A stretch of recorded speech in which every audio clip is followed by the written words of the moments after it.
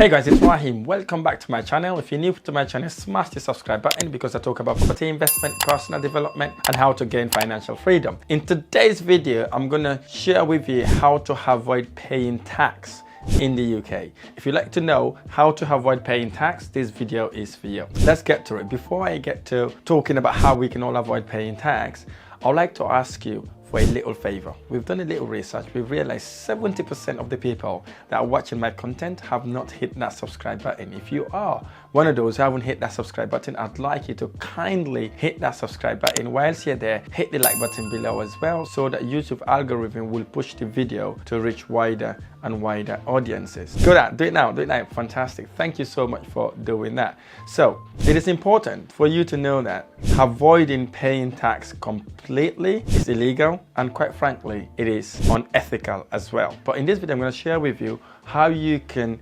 legally reduce your tax burden and in some instances not pay tax at all, and it is all legal. You see, in order to become a very successful entrepreneur with lots of millions in your bank account or investment worth millions and millions, you need to understand exactly how you could utilize the money you're making tax efficiently in order for you to be able to reinvest it and also grow it, and it becomes wealthy and wealthy over time, and you end up becoming a millionaire, decamillionaire, and eventually a billionaire. The first way to avoid paying tax is utilizing your tax efficiently by opening savings account. So what do I mean by savings account? Considering savings account that reduces your tax burden or actually eliminate any tax you could do. We have ISAs, for example. These are individual savings account that you could utilize to save until you reach a certain amount of money without getting to be taxed any money. And secondly, it could be a pension. If you're working for someone and you want to contribute towards your pension, any contribution you made towards your pension could also be tax-free as well. All these sort of things could help reduce the tax burden you incur, especially if you're over the 25% tax bracket. This could help you drastically by moving your money in these areas in order to reduce your tax burden.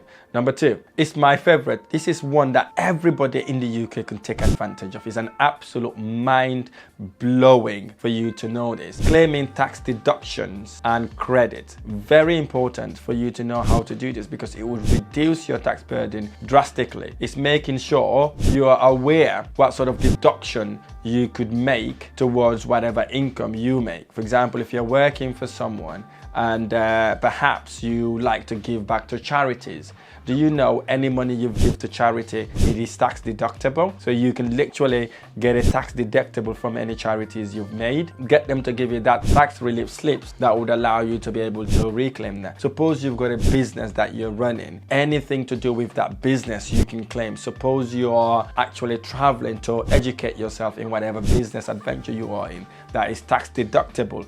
Business meetings is tax deductible. The journey it takes you to get to where you're going is tax deductible. Whatever you do relating to that business is tax deductible. Even if you're having a cup of coffee, a cup of tea with someone, all that expenses, it is tax deductible. This is what entrepreneurs and business people are very good at. They will create corporations that will literally look after their lifestyle. Say, suppose they're traveling to continent, they would set up a meeting, a business meeting, for example, to talk about business. So they will be able to claim that as a business expense instead of a personal thing. You could actually buy a car, for example. As long as you can defend that you're using it for a business purposes, you can buy that car and you can deduct that from your tax expenses as well. Or perhaps you're about to start a business that you haven't started yet. You see all the research you make, all the education that you make, any cost that you incur starting your business is also tax deductible for when the business start making profit. The thing to note here is your business, if it's a limited company, is separate to yourself. It's two different entities. So you're a different entity and your business is a different entity. So whatever you're doing relating to that business, as I said earlier on, it is tax deductible, and that's what you could do to accumulate lots of wealth whilst you're saving in paying tax. Number three is one of my favorite, optimizing your capital gain tax. That is an absolutely amazing thing millionaires and billionaires and decabillionaires are doing right now to actually reduce their tax burden, and it could apply to anybody. It doesn't matter what work of life you're doing, as long as you've got an asset, this benefit is for you. If you're investing in the stock market, properties, things like that, you need to be mindful because you're going to get hit by capital gain tax. But what you want to do first, if you ever want to do anything with this, is to utilize your capital gain tax allowance and consider using the income or the appreciation you make in those assets cleverly. For example, right now, capital gain tax is capped at £6,000. So any capital appreciation you made on your stock and shares, you only have a tax relief of £6,000. So take advantage of that, especially if you're looking to sell that asset or if you're looking to sell that property. If it's a property for you in this case or business, take advantage of that £6,000 that is a tax relief in order not to pay the whole sum. But there's another massive way to avoid paying any of that tax in that regard. Suppose you've got a stock that has gone up in value. Instead of pulling the money out by selling, you can reinvest, because once you reinvest into buying more stock in that business or any other businesses, there is no realization at that point, because for capital gain tax, you only pay the tax when you realize the gain you make. Suppose then you sell the stock, that would be the time you will pay your capital gain tax. Let's look at property, for example. That's one of the reasons why I don't like to sell properties. For example, for property, if you are selling the property, you're going to be paying capital gain tax, in some instances even corporation tax. So what you want to be doing basically is to ensuring that you buy the property and you do not sell them, you keep them on, right? Because the day you sell them is the day they would ask you to pay the capital gain tax. So in this case, it would be 6,000 less any profit you would have made from selling that property, especially if the property price has gone up significantly. But here's the thing, this does not apply to residential home, right? It only applies to buy to let property. Suppose you're selling your house that you're living in, that house is capital exempt, it's capital gain exempt, as long as you're going to be using the same amount of money or more money to go and buy another residential property within the next 5 years. You're exempt to hold that money until you buy that property within those 5 years. But if it's a buy-to-let property or it's a business property, if you sell it, then obviously you would have to pay capital gain tax on it. And then the cap there is £6,000. Anything over £6,000, you would incur capital gain tax on it. But why sell it? Why not keep it? Because if you keep the property, you make more money that way. I'll give you an example. Suppose you bought a buy-to-let property. It has gone up in value. Let's say it's gone up in value by 10%. Say it's £100,000 property. Gone up by 10%. You've got £10,000 there. You can go and remortgage, use that £10,000 again instead of going on holiday to reinvest again in buying more houses. So as long as you're reinvesting, you are delaying the capital gains you pay whilst you build property portfolio. So it's a very good way to use tax efficiently. Number 4, use tax efficient businesses. So what do I mean by this? It's basically looking for investment vehicles that would allow you to invest in those businesses without having any tax to pay by getting something that we call tax relief. You can invest in businesses called venture capital trust businesses that have just been starting as a venture capital. So when people are starting businesses, they do need income to keep the business going, to kind of reinvest in that business to grow the business. So if you invest in a venture capital trust, you can claim up to 30% tax relief for an investment up to £200,000.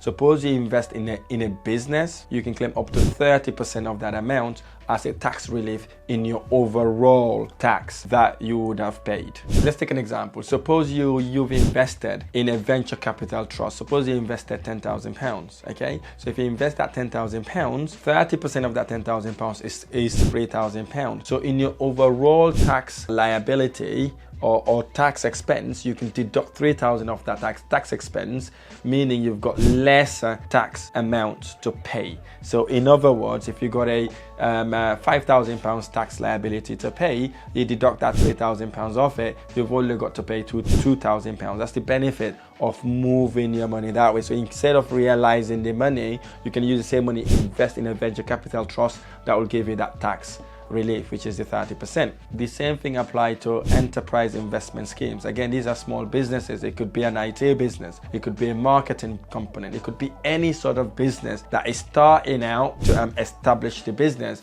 and they need seed income or seed money to get the business going. And with these sort of businesses also, you do get 30% tax relief in whatever investment you've put into that business, as long as that business qualifies and they have the EIS certificate to confirm that they are qualified to get that tax relief. And believe me or not, you can invest up to £1 million in that business. Tax relief of 30% of that would be there. Imagine then investing all that sort of money, knowing that you've got a tax burden end of the year that you can use to utilize and pay lesser and lesser tax. There's a guy that's very, very good in this, Elon Musk, the owner of Tesla. That's how he invests in all his businesses. He takes business money there, invest in that business money there, invest in that business money there, in order for him to pay lesser and lesser taxes. In lots of businesses, this is the reason why he's investing in lots of businesses. He's one of the main investors in ChatGPT. He put lots of money in that business, and now look, now everyone talks about ChatGPT, and that is giving him serious return on investment while saving ridiculously in tax burden. So think about it. You don't have to have £1 million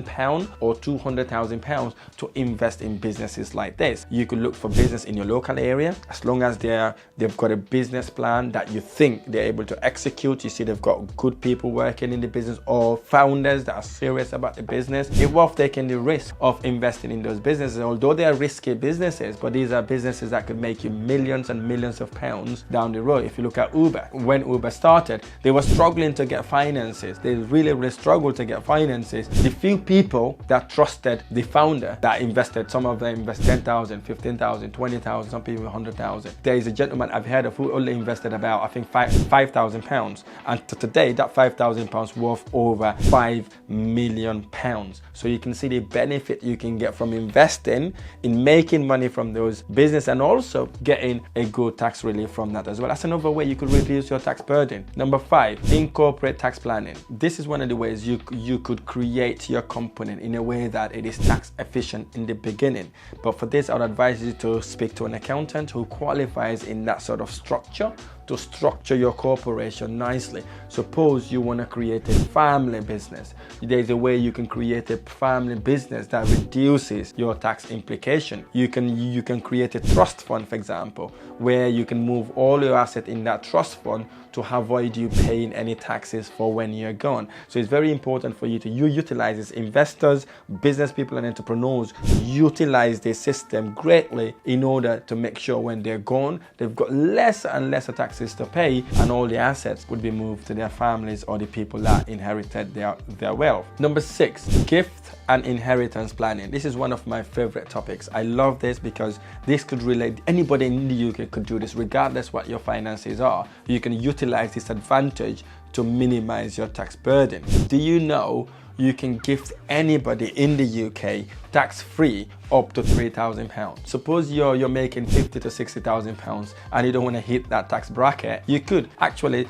start gifting someone £3,000.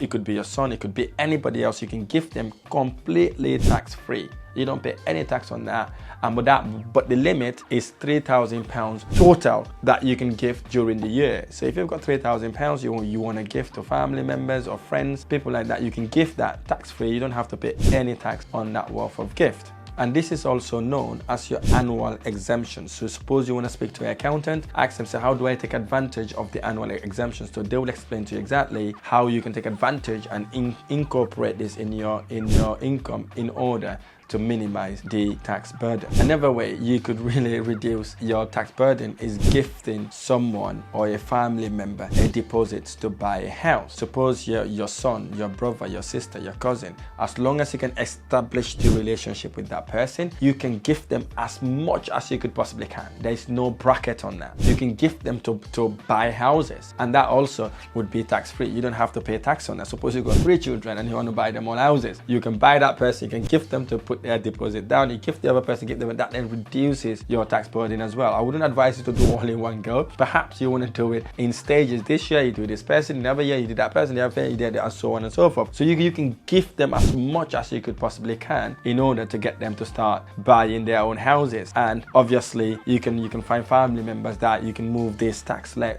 relief to in a way that it grows you and also it grows your family members that are around you.